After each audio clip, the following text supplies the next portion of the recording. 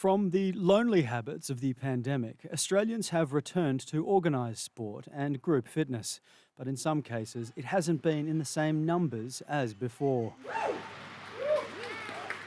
People are really in tune in what's going on in their community, and they are also a lot more cautious than they would have been previously. Before the pandemic, some 60,000 Australians would attend parkrun each Saturday morning. Today, that number is closer to 40,000.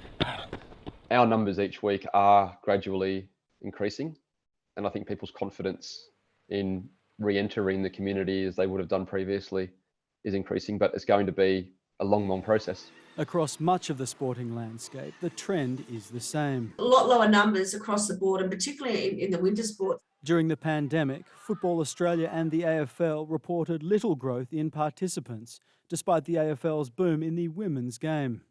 But more flexible and individual sports like golf and tennis saw significant growth over the same time.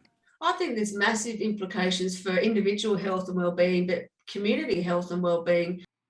Here in Darwin, some parkrun participants were more eager to return than others. In 2020, I put on like a fair bit of weight, so getting stuck into like exercise after the pandemic, I was like, oh, I don't want to go out, I don't want to see anyone. It meant that I had a reason to get out of bed on Saturday. It made it easier to get out of bed early and not lie in bed on Facebook. I honestly think that COVID's had given sport the opportunity to take a step back and consider its core values and what it's there for, and it should be about individuals connecting with others. If we think back to the research we did during the pandemic, 7 out of 10 people said the reason I'm coming back to parkrun is because I feel disconnected from society. And if that takes time, that's absolutely fine. There's nothing wrong with that. Re-emerging one step at a time. Jack Snape, ABC News.